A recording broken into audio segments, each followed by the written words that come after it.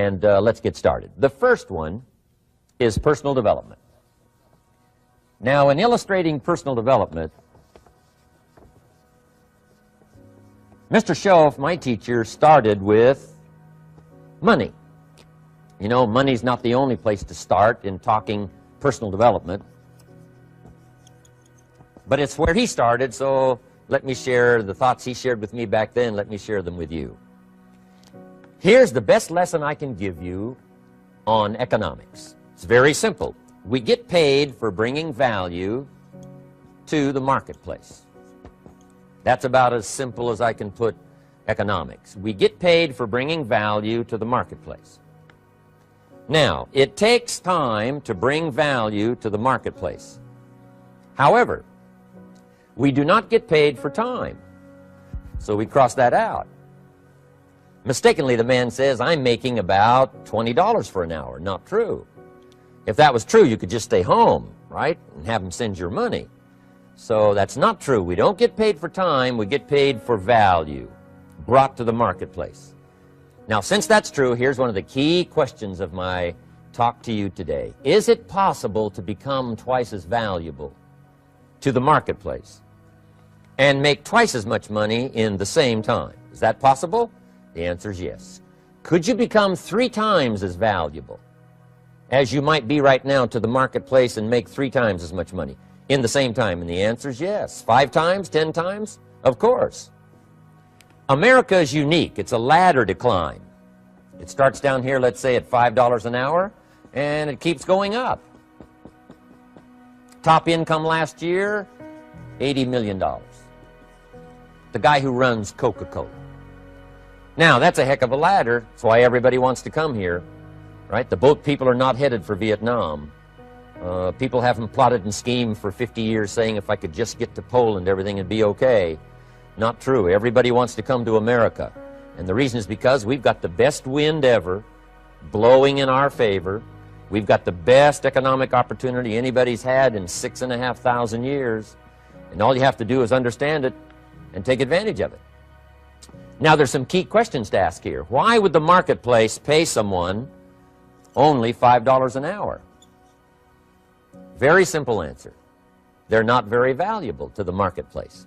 Now, we must underline to the marketplace. This person might be a very valuable brother, yes. Member of the family, valuable, yes. Valuable member of the church, of course.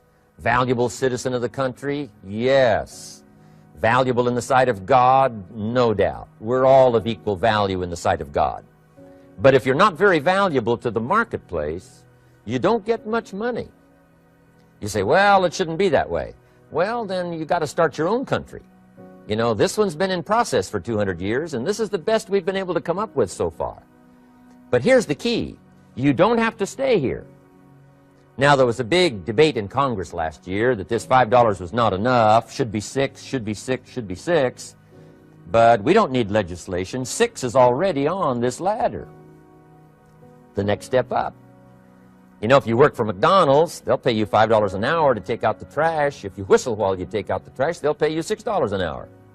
So we don't need that legislation. You just need to take lessons on how to whistle. Have a good attitude. Now, as you begin to climb this ladder, why would the marketplace pay some people $50 an hour?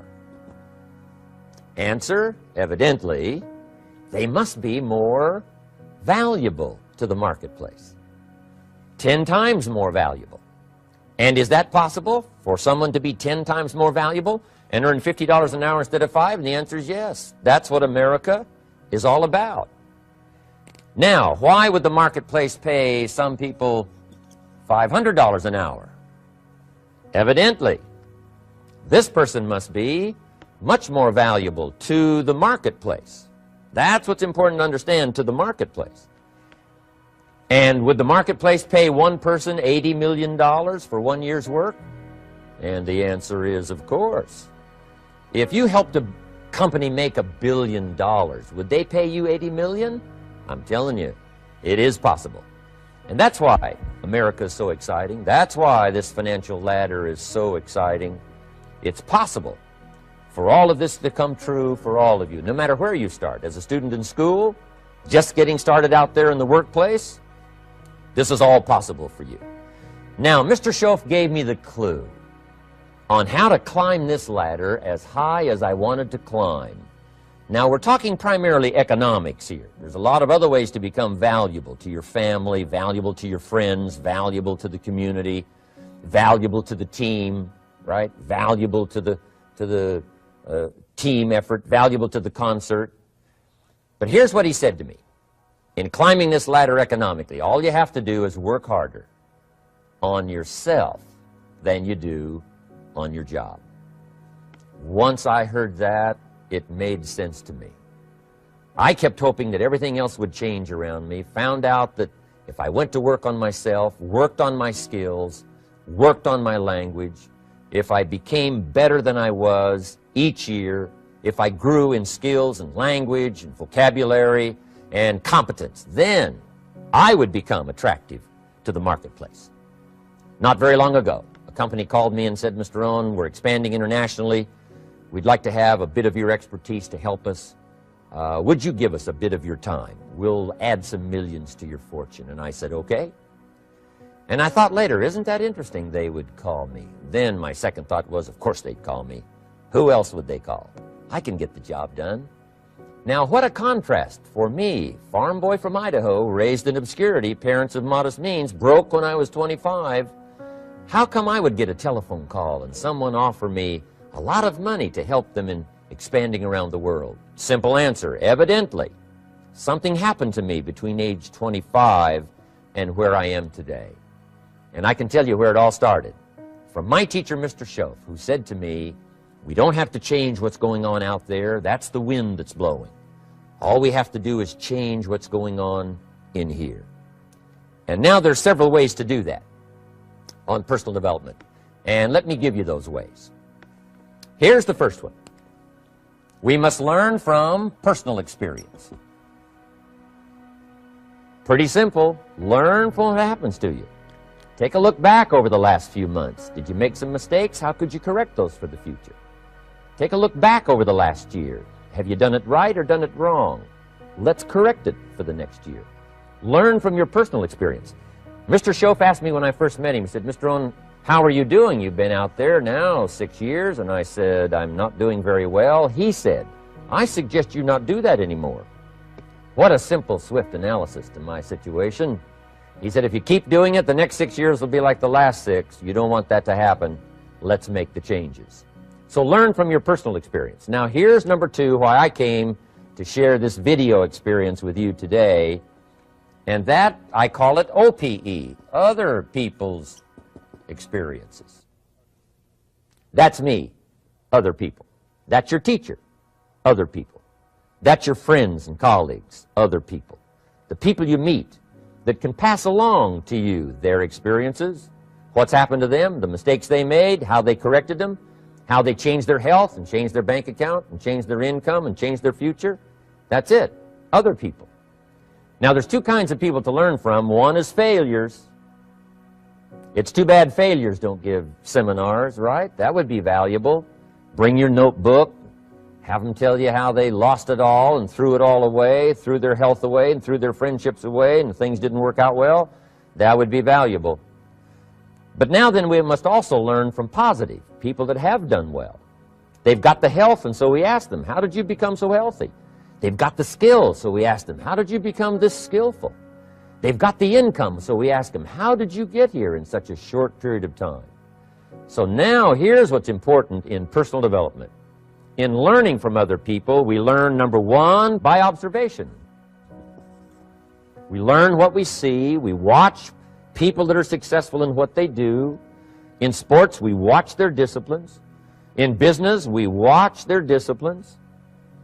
By observation, what we can see. The reason I created this video was something that you could see someone's experiences translated for you.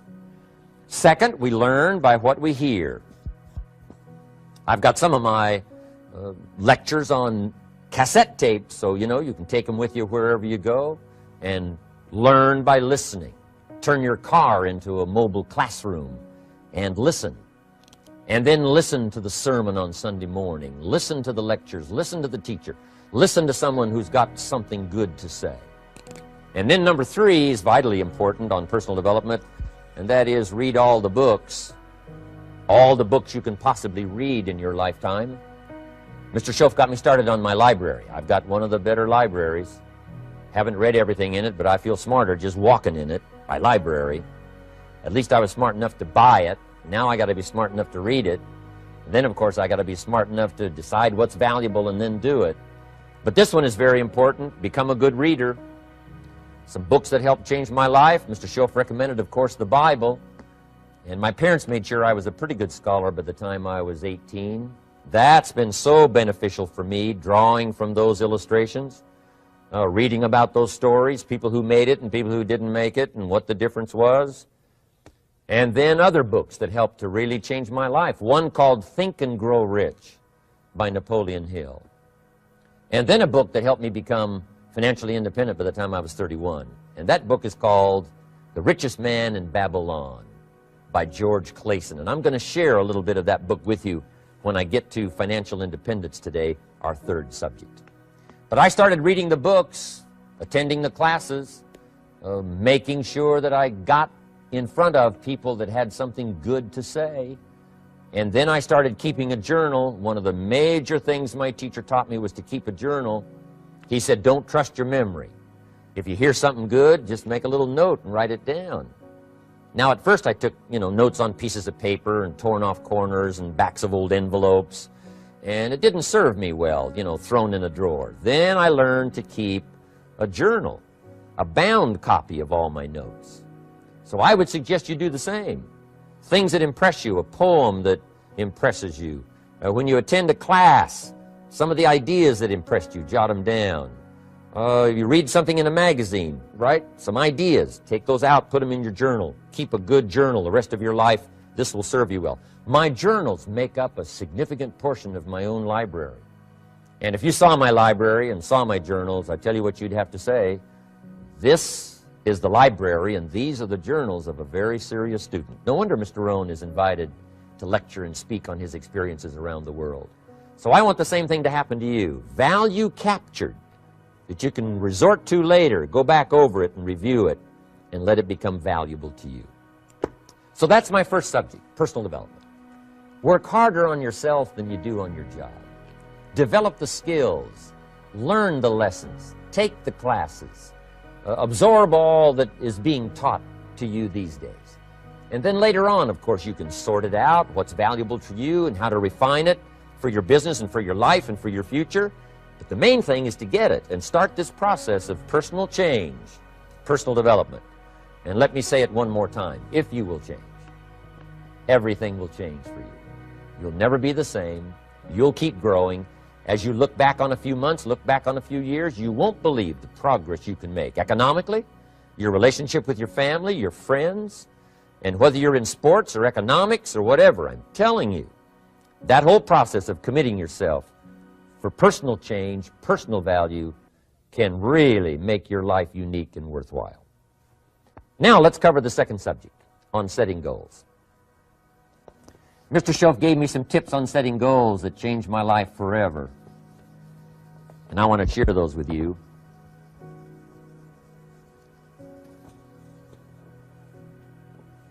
So let's talk about setting goals, and I also want to tie it to personal development, and you'll see how I'm going to do it as I progress here. Setting goals. We need to take a look into the future. There are 4 things to consider in terms of attitude. One is how you feel about the past. Best advice I can give you on that is treat the past as a school. Let it teach you the mistakes you've made, the things that went wrong, the things that didn't work. Don't use the past as a burden to carry, and don't use the past as a club to beat yourself to death. Past losses, past failures, past mistakes. But let the past be a school. Tough school maybe. We've all been through some tough stuff. So if you feel good about the past, draw from it for experience and let it teach you.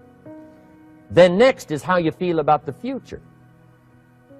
We've got to have the future well designed. The future is called the promise. And here's what we teach in our leadership series. The promise of the future can be an awesome force for your own future.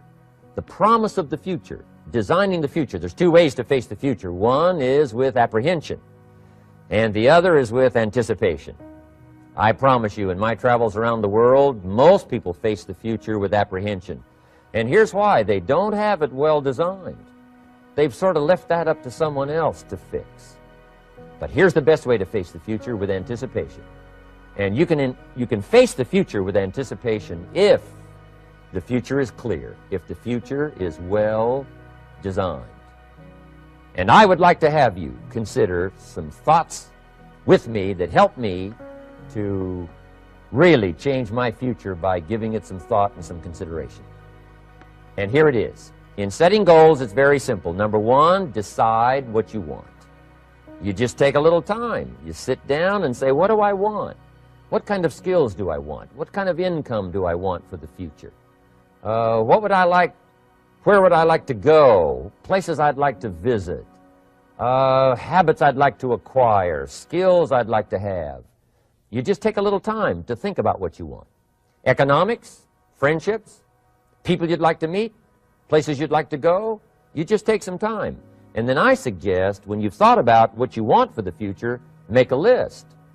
Just jot it all down. It's really a very simple process. And then here's number three. Keep all the old lists.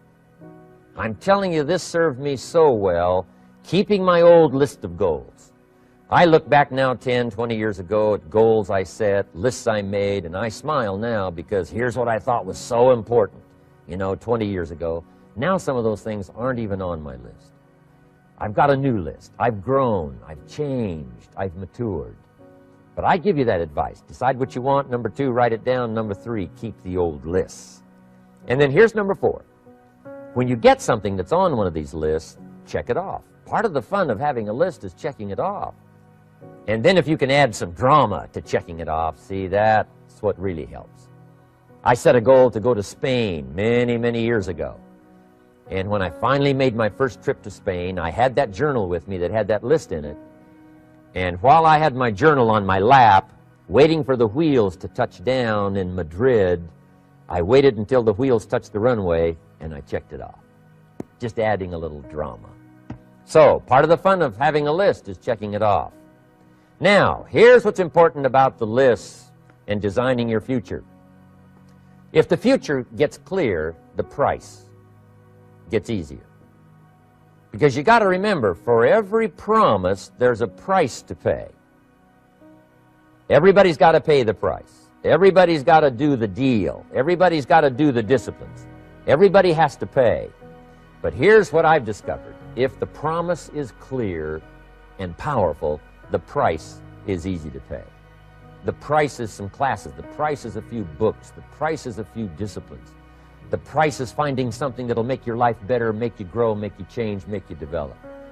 So the first part of the key is to design the promise. Then, what is the price to pay? I'm telling you, the price will be easy. Anybody in my audience can pay it, no matter where you are, where you come from. Color doesn't matter, religion doesn't matter, where you grew up doesn't matter, circumstances don't matter. I'm telling you, if you'll make the promise of the future clear for yourself, the things you want, the places you want to go, the things you want to have, the person you want to become, the skills you want, the homes you want, the future you want, the friends you want, all of the values of life that you could possibly want. If you'll make that clear, make those lists, and be serious about it, I promise you it's an easy price to pay. Anybody can pay it. And the best advice I can give you is, if I can do it, you can do it. Farm boy from Idaho, raised in obscurity, I changed my life, turned it upside down, turned it all around, found economics, found future, found promise, and if I can do it, you can do it. So, start setting your goals and see if you can't get a better excitement going for the things you want to accomplish for the future. Now here's my third subject, and that's called financial independence. Oh, by the way, before I get to financial independence, let me cover one more point. One of the major reasons for setting goals is for what they make of you in achieving them. My teacher advised me when I first got started at age 25, he said, Jim, why don't you set a goal to become a millionaire? He said, it's got a nice ring to it. you know, enough zeros to impress your accountant. And he said, I'm here to help you. You're only 25 years old. You've been to 1 year of college. You've got a beautiful family, every reason to do it. Why don't you set a goal to become a millionaire? And he said, here's why. And I thought, he doesn't need to teach me why. Wouldn't it be nice to have $1 million? He said, no, then you'll miss it. He said, here's why. For what it will make of you to achieve it. I'm telling you, that statement changed my life. Set the kind of goals that will make something of you to achieve them.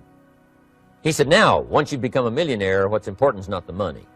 I thought, that's kind of strange teaching. He said, honest, it isn't important. He said, you could just give the money away. Now, I did better than that. I lost it all. By the time I was 31, I was a millionaire. By the time I was 33, I was broke. And I'll tell you a little bit about that story later. But when I lost all my money, guess what? I found out Mr. Schoaf was right. What was valuable was not the money. What was valuable was what I became to earn the money.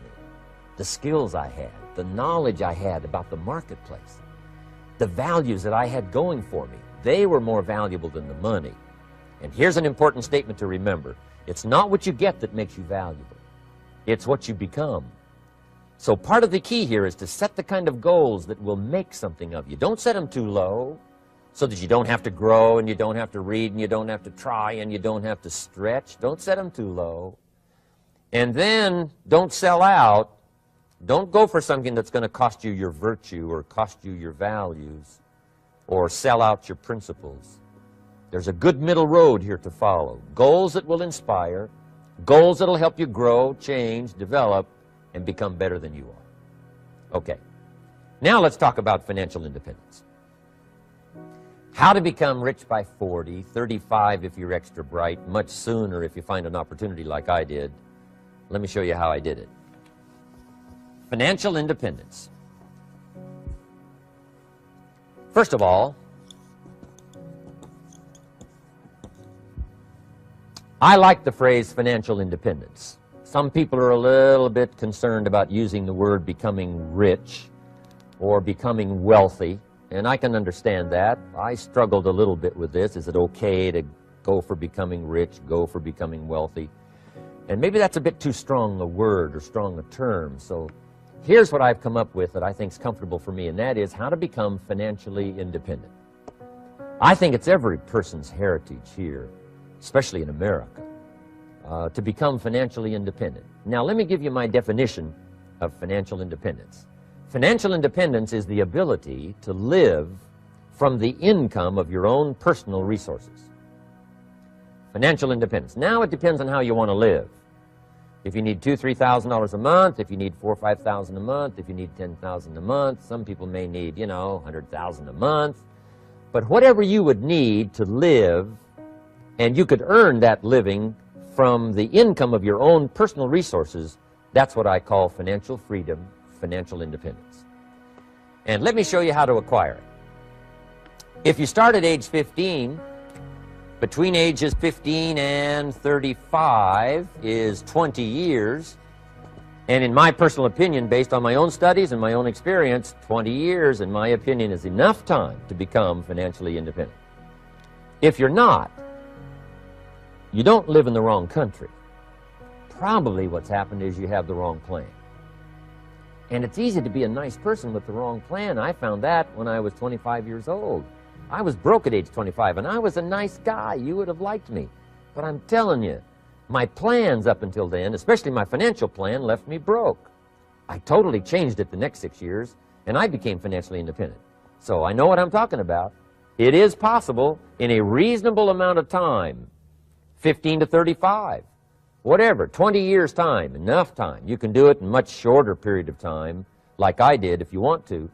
But this is a reasonable enough time. But here's number one. First of all, you got to have the right philosophy.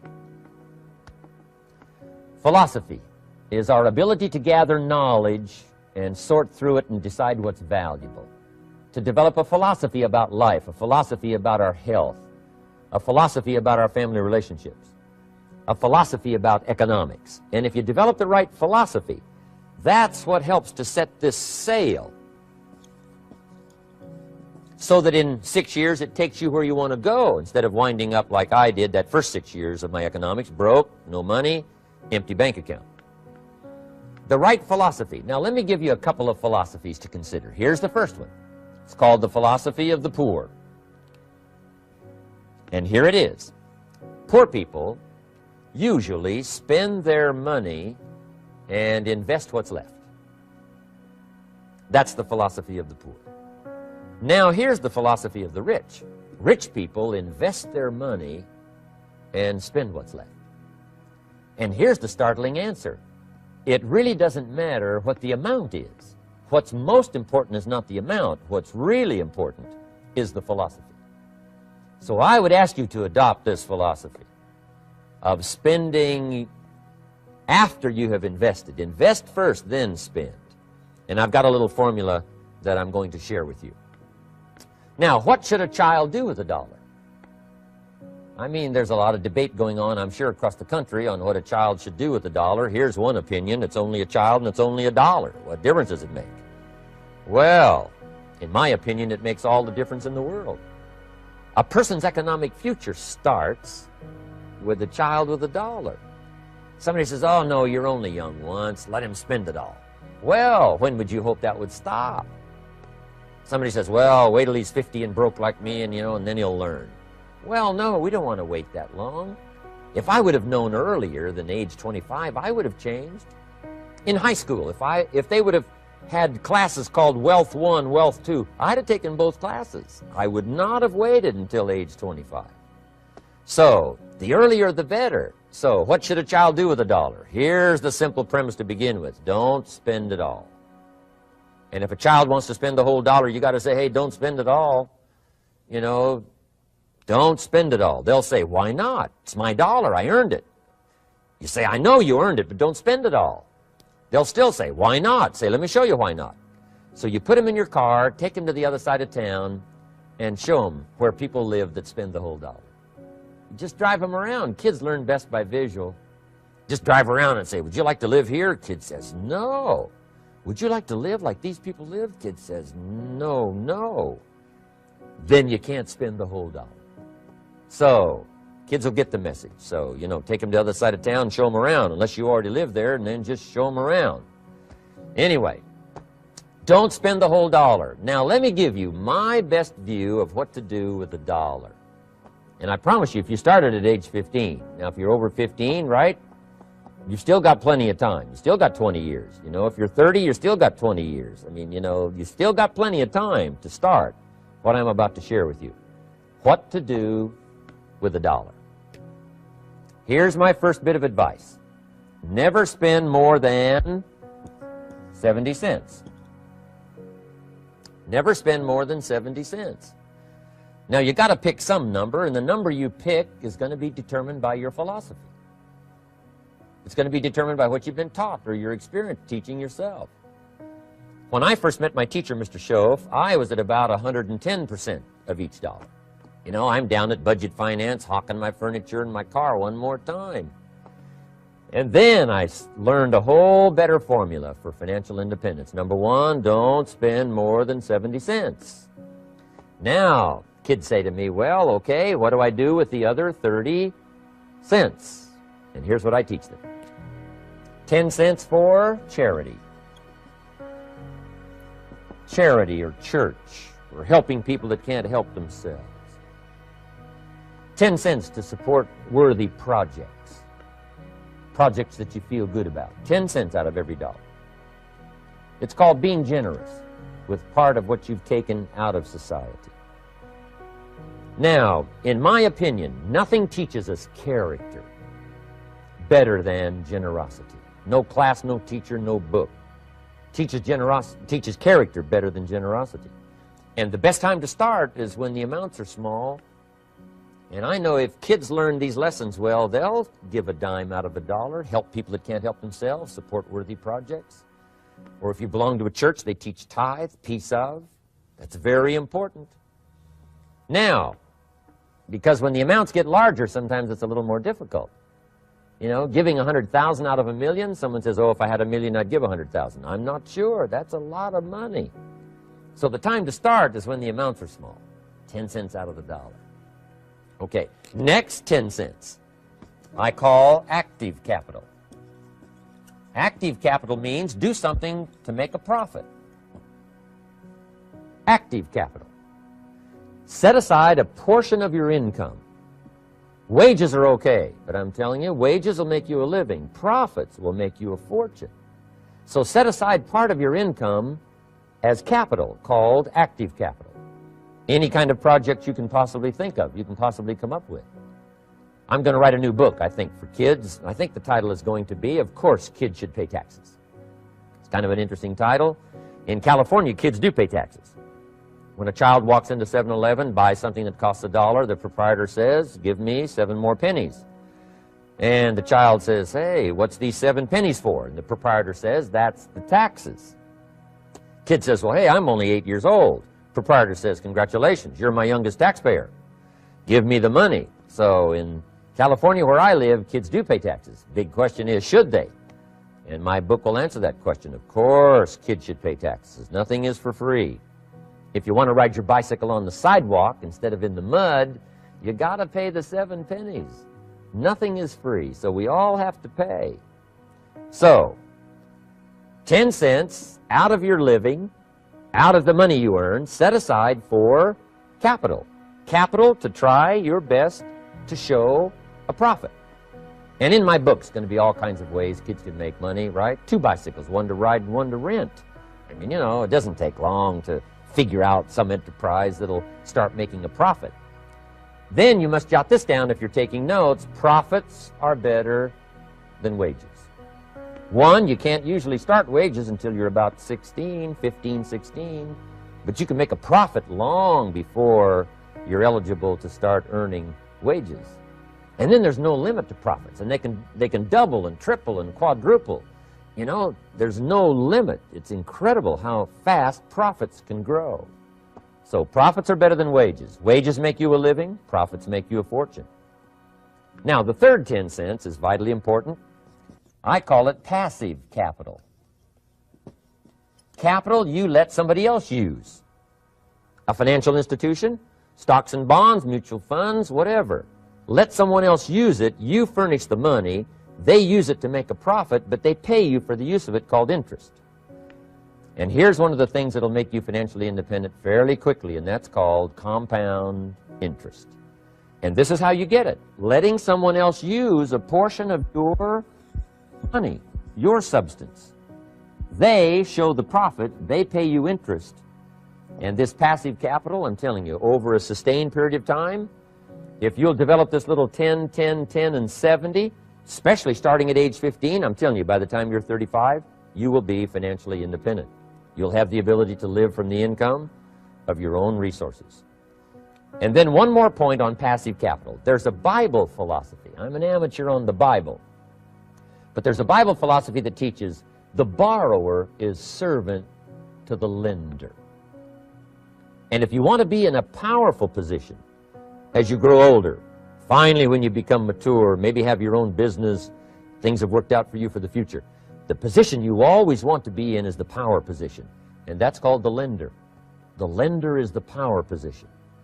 So if kids learn early enough, and then you ask them what they'd like to be when they grow up, I'm telling you, once they understand, they'll say, well, one of the things I want to be is one of those lenders. That's the power position, not the spender. No, you'll be pitied the rest of your life if you just become a spender. You got to become a lender. And I think this is the one formulas to follow. 10 cents out of every dollar. Let someone else use it. Be the lender, power position. Then try to show a profit. Can't we teach our children how to take $1, search the neighborhood, find a broken wagon, pay $1 for it, bring it home, you know, clean it up, sand it until it's clean, paint it red till it shines, straighten out the wheels till they're true, take it back to the neighborhood, sell it for $5? Anybody can do that. Now, does the child deserve $4 profit? And the answer is yes. Society now has a mended wagon. And that's what America's all about. Finding something, touching it, making it better, making a profit, taking part of your resources, helping people who can't help themselves. Let someone else use it to make a profit. Some projects require more capital than one person has. Exciting. and then let them pay you for the use of it? America's had this philosophy now all these years. Communism has taught all these years capital belongs in the hands of the state, not in the hands of the people. We've been teaching all these years capital belongs in the hands of the people, not in the hands of the state. And we turned out to be right. Capital in the hands of the kids, capital in the hands of the people. Enterprises that make a profit, enterprises that grow. It's the hope of our future. So that little simple formula, I hope, will help you. Now, one more key on financial independence, and that is attitude. Attitude. Here's number one. I used to say, I hate to pay my bills. My teacher straightened me out on that. He said, let's see, Mr. Rohn, what you hate to do is pay $100 on an account and reduce your liabilities and increase your assets. I said, well, no, not if you look at it that way. He said, well, it all depends on how you look at it. So wouldn't you love to pay your bills, reduce your liabilities, increase your assets? You got to have that kind of attitude. I found out the same attitude about taxes. I used to say, I hate to pay my taxes. And Mr. Shoaff said, well, that's one way to live. But don't you understand? Taxes is how we care and feed the goose that lays the golden eggs. Wouldn't you want to do your share? Someone says, yes, but the goose eats too much. Probably true. But hey, we all eat too much. We all need to go on a diet. Better a fat goose than no goose. So I finally became a happy taxpayer. Now, I think taxes are too high, so I'm working to get taxes lowered for our economic future. But then whatever they turn out to be, I gladly pay and do my part, because that's what makes the whole system run, each of us doing our part. Now, I want these three subjects to be valuable for you. I want them to have meaning for you. I want you someday to be financially independent. I want you to have the personal development so that you feel good about yourself. If I had a chance to meet you someday, I'd like to have you show me the list of goals that you got started and say, Mr. Rohn, here's some I've already checked off. Here's the books I'm reading. Here's what's happened. I'm developing the skills. I'm better this year than I was last year.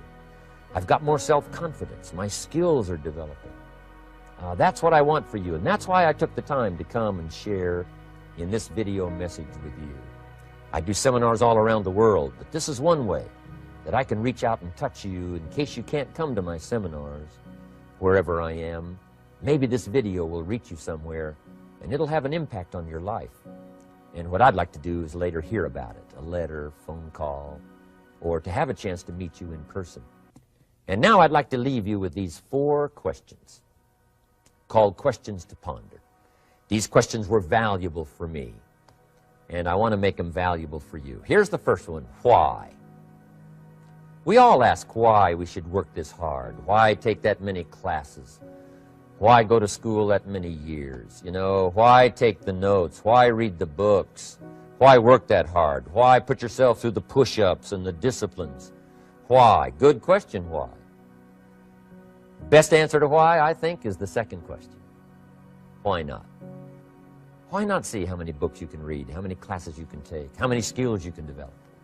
Why not see how valuable you can become to the marketplace and to your friends and to your family? Why not see what you can make of yourself? Why not see how far you can go, how much you can see, how much you can earn, how much you can share? Why not? That's the heritage all of us have, in America especially, is to see what we can make out of our lives now that we've been given this extraordinary opportunity. Now, my third question I'd love to ask you in person. But since I can't do it in person, I want to ask it of all of you. But I want you to take it personally. And my third question is, why not you? Why not you with good self-esteem? Why not you starting to change and setting goals? Why not you starting to make progress toward financial independence? If I can do it, you can do it. I wished I had a lot more testimonials here today besides mine. A whole steady stream that would come by and tell you their story. Someone who started with nothing, finally run a big enterprise. A mother who was on welfare, now she owns her own business. In addition to my story, I wish I had a lot more. And if all of them told their story, guess how they would probably wind up their story? They'd probably say, just like me, why not you? If we can read, you can read. If we can change, you can change. If we can figure it out, you can figure it out. If we can turn it around, you can turn it around. There isn't anything you can't accomplish. That's what those testimonials would say. And so I want to say it to you personally. Why not you? You've got the brains, you've got the stamina, you've got the vitality, you've got the interest, you've got your life ahead of you, you've got the future. You can do it. If anybody can do it, you can do it. If one of us can do it, hey, we all can do it. And now here's my last question. Why not now? This is a good time as the 20th century starts to wind down, a few more years as we get ready for century 21. What a good time to set your goals, work on yourself, work on your skills. What a good time to get it together. What a good time to start this process. Personal development, growing, changing, developing, having a good plan for your money and for your life and for your future. Why not now? And I hope I have a chance to see you one of these days and share with you the experience, the reaction, the response you might have had from my message today. And until I get a chance to see you on this side of the world or the other side of the world, in some school or some seminar, or maybe I'll come and speak for a company that you work for someday, I hope I get a chance to meet you. Until then, I wish you the best. I want all that I've gotten to be yours and much, much more. God bless. Goodbye.